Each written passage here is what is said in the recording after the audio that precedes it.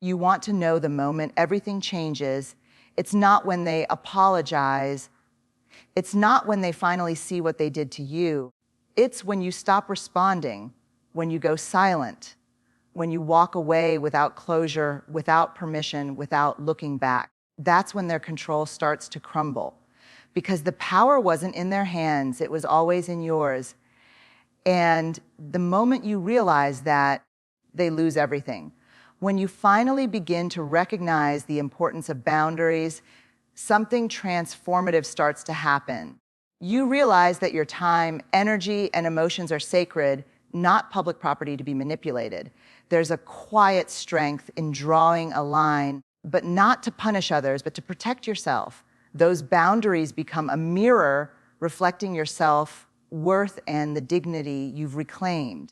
They are not meant to keep people out, but to keep your peace in. The moment you stand firm and stop making excuses for mistreatment, something shifts. You stop shrinking to make others comfortable. You stop accepting confusion as love. You stop explaining your existence. That shift is what starts to unravel everything they thought they controlled. People who thrive on your submission often crumble when you no longer bend.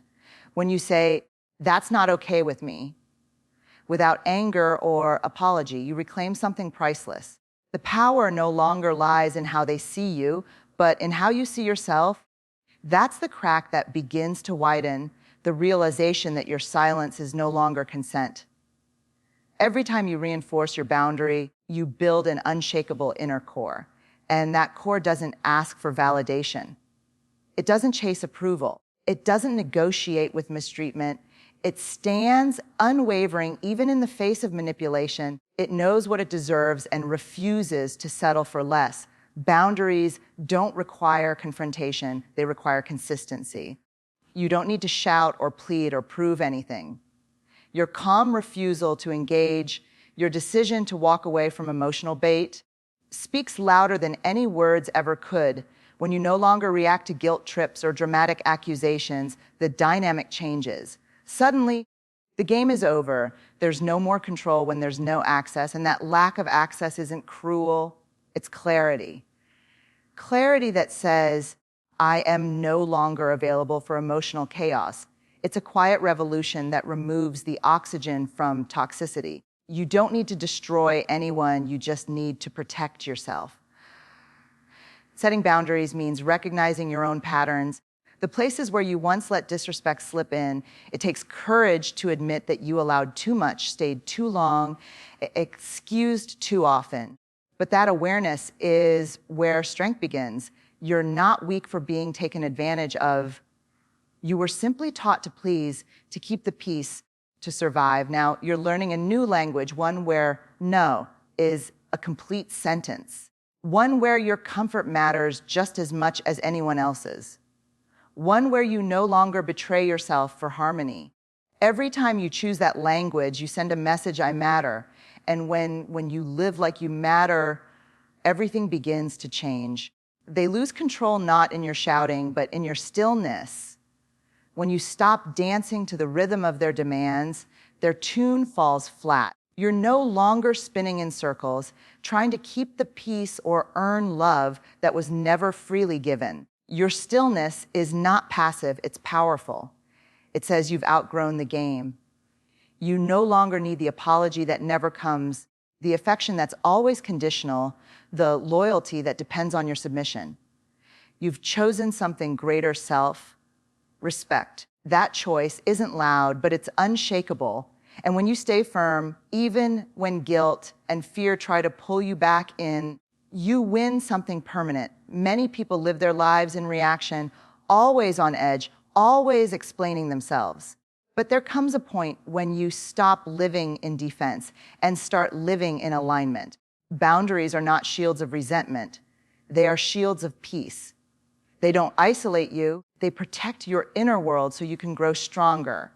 Each time you say no to disrespect, you say yes to healing. Each time you walk away from manipulation, you walk toward freedom. It's not about punishing others, it's about prioritizing yourself. And in that shift, you begin to attract what aligns with your soul, not what insults your spirit. You become the guardian of your own light.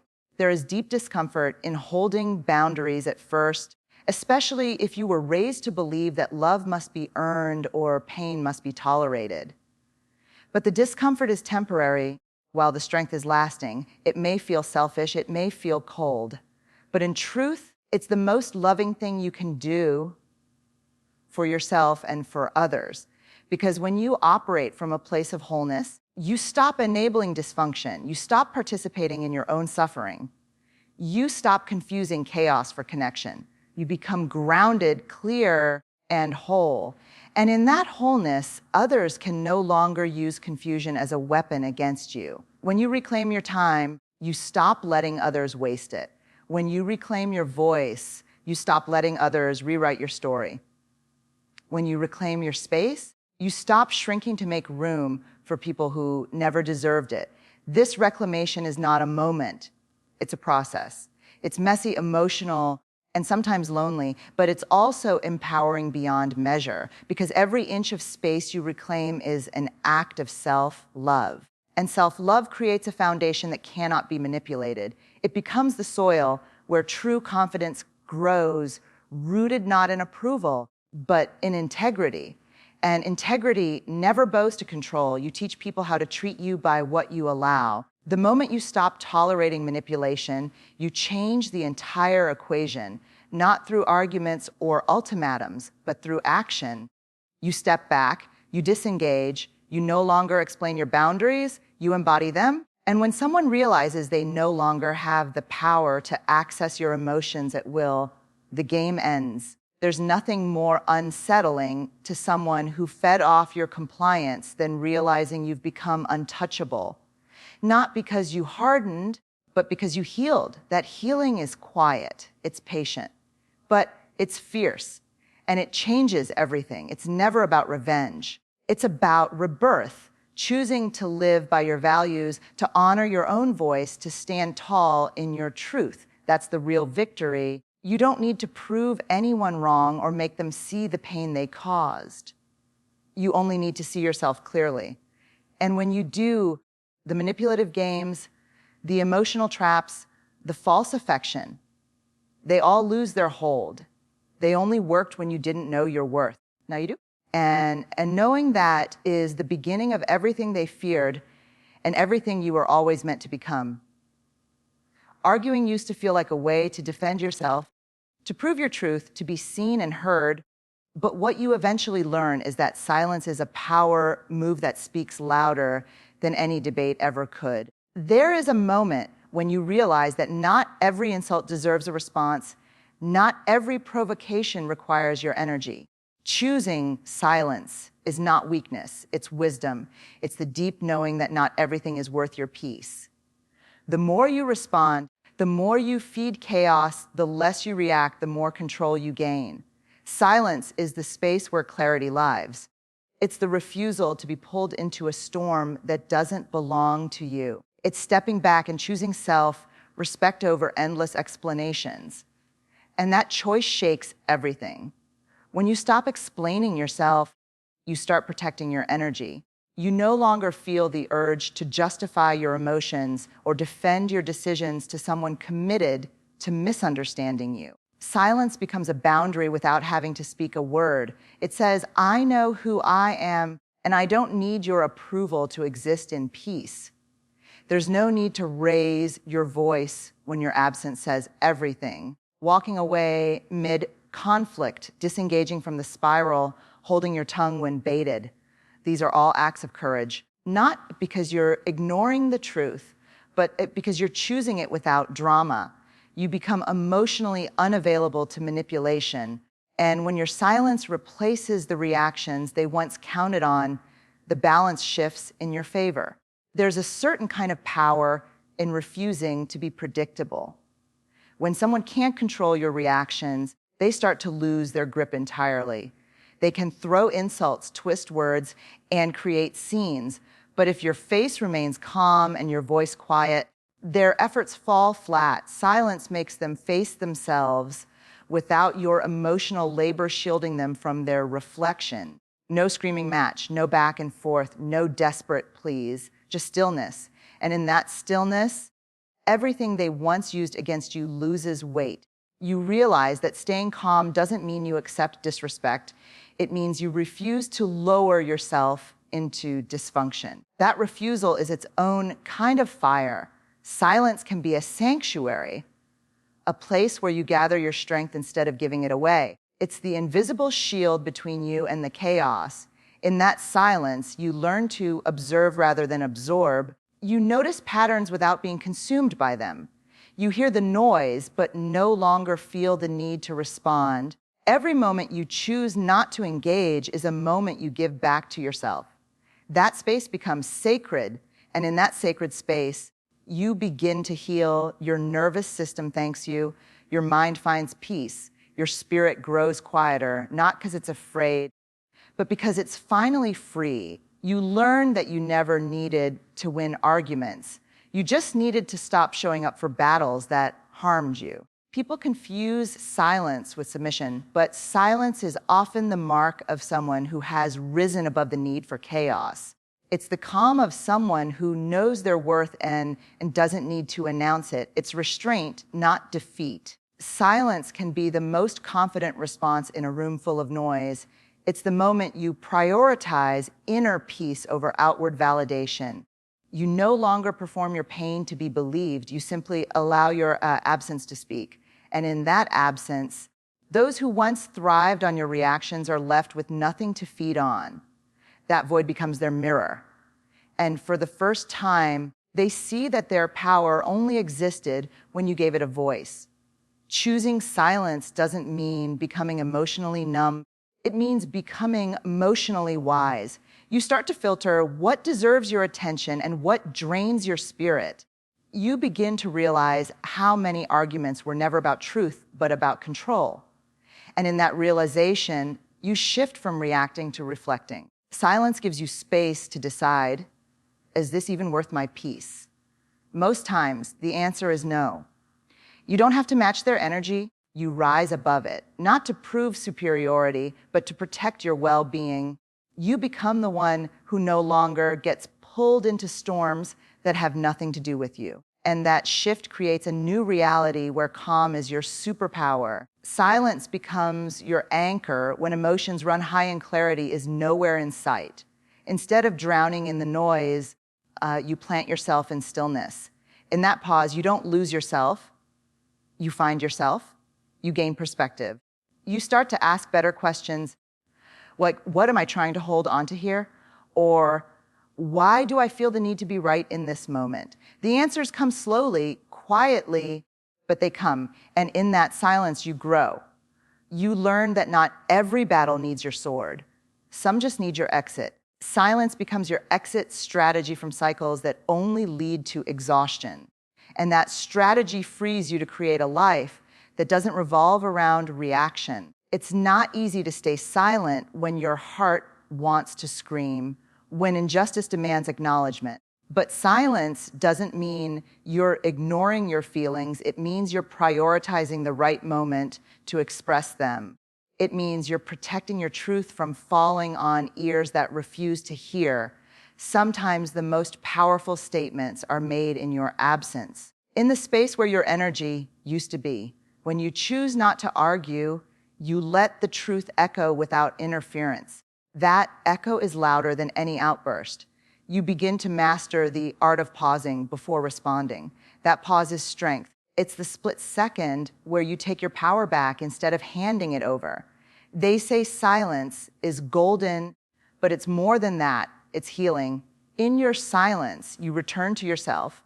You no longer perform, no longer participate in emotional ping-pong matches that leave you drained. You recognize the game and quietly refuse to play. This doesn't mean you don't feel the pain. It means you don't let it control your response. You channel it, sit with it, and release it without letting it turn into reaction. Your silence becomes a practice, a meditation in strength, not a retreat in fear.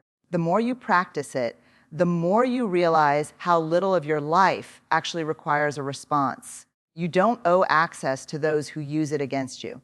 And finally, silence becomes your proof that you've outgrown the need to explain your worth. You stop asking for clarity from those who bring confusion. You stop seeking fairness from those who weaponize justice. You stop hoping for understanding from those committed to distortion. Instead, you understand yourself. You listen to your gut. You trust the quiet voice inside that says, "This isn't right." Even when the world tries to convince you otherwise, that voice gets louder in silence. It's no longer drowned out by noise, guilt, or fear. It guides you, protects you, and leads you to peace. And that peace is what truly ends the chaos you once thought you had to survive. Healing isn't just a destination. It's a decision, and every time you choose it, everything changes. The power that once controlled your emotions begins to dissolve the moment you take responsibility for your own well-being. When you begin the journey inward, you stop needing others to validate your pain or explain their actions. You no longer chase answers from those who only offered confusion. Healing gives you clarity that doesn't depend on apologies. You begin to recognize that your value isn't determined by how others treated you, but by how you choose to treat yourself. As you grow, the need to be rescued fades and the desire to rescue yourself rises. You start prioritizing peace over patterns. That shift breaks cycles. That shift breaks control. You no longer recognize the person who tolerated what once felt normal. The version of you that accepted breadcrumbs, questioned your worth, or blamed yourself for being mistreated becomes unrecognizable. As you heal, you develop new eyes that no longer see pain as love or silence as safety. You feel your emotions without being ruled by them. The guilt you once felt for walking away begins to disappear. You no longer feel the need to fix situations that were never yours to fix.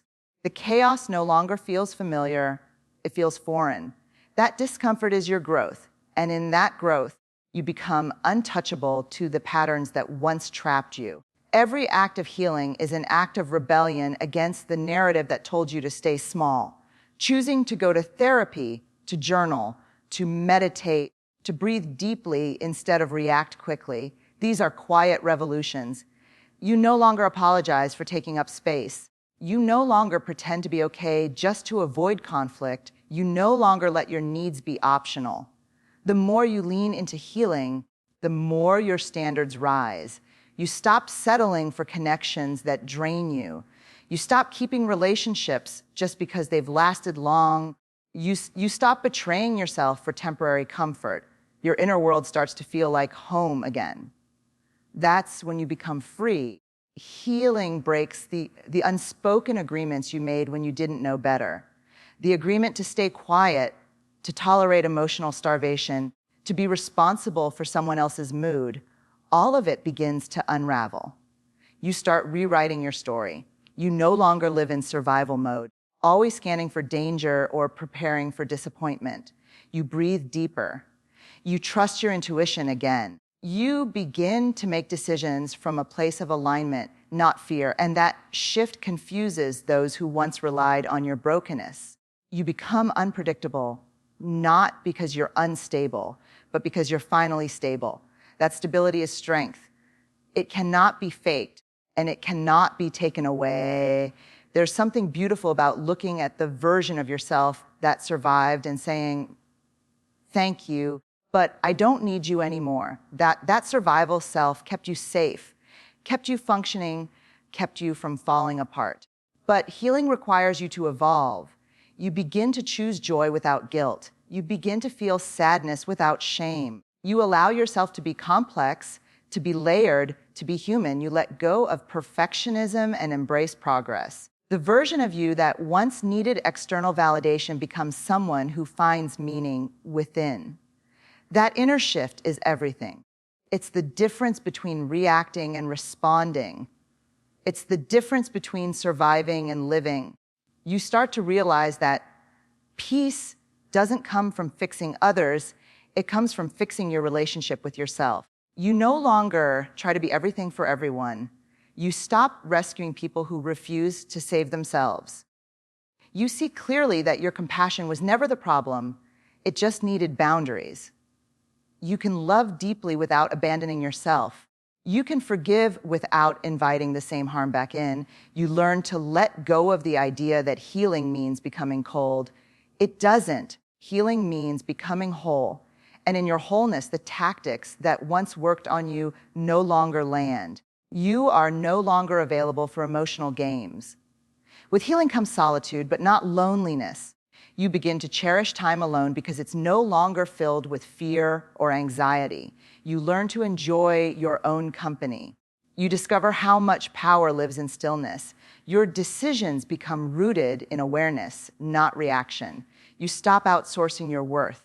You stop waiting for someone else to choose you. You choose yourself in big ways and small. And that consistent choice becomes your new standard. That standard protects you from ever slipping back into cycles that once held you hostage. You now understand that healing isn't soft, it's fierce. It's the greatest form of self-respect. The old version of you would have begged for closure. The healed version of you doesn't need it. You find closure in your own growth, in your own peace, in your ability to walk away and not look back. You stop revisiting wounds, hoping they'll hurt less. You start creating a life where they no longer matter. You stop needing others to see your pain in order to validate your truth. Your truth stands on its own, and that strength doesn't shout. It whispers constantly and confidently. It whispers through your choices, through your boundaries, through your quiet refusal to return to places that broke you. And in those choices, you win back your life. Healing makes you less reactive and more reflective. You stop jumping at every trigger. You stop spinning when things don't go your way. You breathe, you pause, you ask yourself what you really need, and then you honor it. That self-honoring is what breaks old patterns. You no longer need someone to make you feel whole. You're already whole. You no longer chase what doesn't feel right. You trust that what aligns will never require self-abandonment. You stop explaining your worth and start embodying it. And that embodiment radiates. People feel it before you say a word. Your energy becomes your boundary, and your presence becomes your proof. You no longer crave revenge, validation, or justice. You crave peace. You crave alignment. You crave truth. You learn that healing is not about becoming invincible. It's about becoming intentional. You understand that your softness is strength, your silence is wisdom, and your intuition is sacred. You stop negotiating with people who treat your boundaries like suggestions. You stop trying to fix what you didn't break. You stop apologizing for evolving. That evolution disconnects you from anything that cannot grow with you. And as you rise, you realize your healing is not just for you. It's for the generations before you who couldn't and the ones after you who will. Closure is something we're taught to chase, like it holds the final answer to all our pain. But the truth is, not everyone has the courage or decency to give it. Waiting for someone else to explain why they hurt you keeps you tied to their timeline. Walking away without closure is one of the hardest, yet most powerful things you can ever do. It means you stop depending on someone else's apology to heal. It means you stop giving power to people who refuse to take responsibility. It means you create your own ending, even if it never made sense. Closure doesn't have to be a conversation. It can be a decision. A quiet, final decision to move forward without looking back. So much of the pain we carry comes from trying to make someone understand our worth. But needing someone to admit they were wrong can trap you in a cycle of waiting. Waiting for awareness, waiting for remorse, waiting for change that may never come. The reality is, some people are too committed to their denial to ever give you that kind of release. So you have to give it to yourself. You get to say, that was enough. You get to say, this doesn't define me anymore. You get to take your power back, not when they apologize, but when you stop needing them to. Your healing becomes your closure, and that's where true freedom begins. Walking away without closure means letting go of the need to be understood by someone who never truly saw you. It's choosing to stop explaining your pain to people who only ever listen to reply. It's realizing that some chapters must be closed without punctuation. The conversation you wish you had, the truth you hoped would come, the change you longed for, none of it has to happen for you to move on. What matters is that you no longer sacrifice your peace for unanswered questions. You choose yourself not out of pride, but out of necessity. You no longer bleed for clarity that isn't coming. That choice becomes your power, even if it feels like grief at first. There is grief in walking away without closure, but there's also growth. The kind of growth that says, I will no longer beg for peace from places that bring me pain. You learn to sit with the discomfort of unfinished stories. You learn that healing isn't about erasing the past. It's about making peace with what never came. You stop trying to decode silence. You stop looking for meaning in manipulation. Instead, you focus on the one thing you can control: your exit. Your exit becomes sacred. It's no longer reactive. It's intentional. You walk away with your dignity intact, knowing that not every wound needs to be reopened to be released. Sometimes the strength isn't in holding on, it's in letting go without ceremony. There is no applause for this kind of strength, no recognition, no grand farewell, just you choosing to stop participating in your own heartbreak, just you closing a door that someone else left open for their convenience, just you realizing that healing can happen without closure and love can exist without pain. You stop expecting people to meet you where you are and start meeting yourself with compassion. You don't need to hear, I'm sorry, to forgive. You don't need to be understood to understand yourself. That's how you rise, quietly, fiercely, finally. People often confuse silence with weakness, but silence can be the sound of reclaiming your life. When you stop reaching out, stop defending your truth, stop hoping for a resolution that never comes, you send the clearest message of all, I'm done. Not in anger, not in bitterness, but in clarity. That clarity changes everything. You no longer seek validation from those who refuse to honor your reality. You create closure not with their cooperation, but with your own decision to move forward. That decision isn't loud. It doesn't need to be. Your absence says more than your words ever could, and your peace is the only answer you need. Choosing to walk away without closure teaches you how much strength lives inside you. You begin to see that you don't need someone else's voice to finalize your story. You get to write the ending. You get to decide what the pain meant, what the lesson was, and what the future will be. You reclaim authorship of your own life. The lack of closure becomes irrelevant when you realize that your life no longer revolves around their explanation.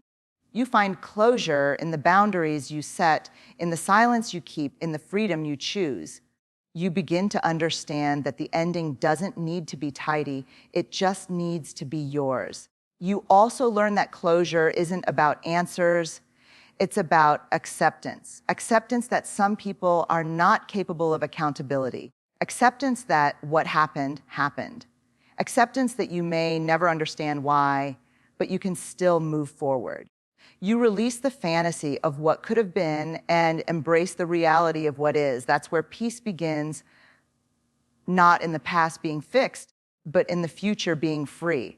The closure you wanted becomes unnecessary when you accept the truth you deserved better.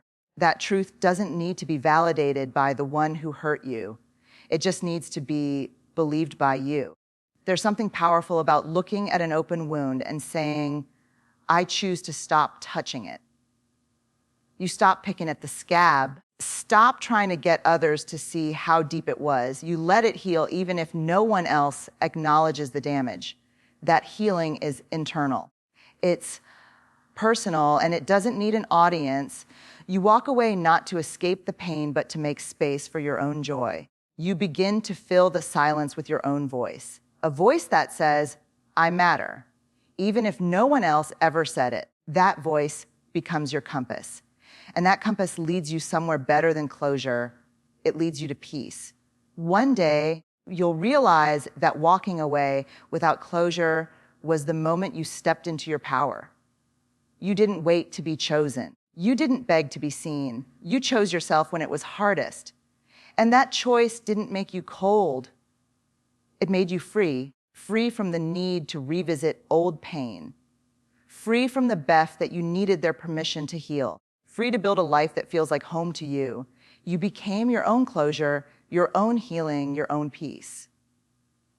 And that's when you finally see what you let go of didn't define you, what you chose in its place did.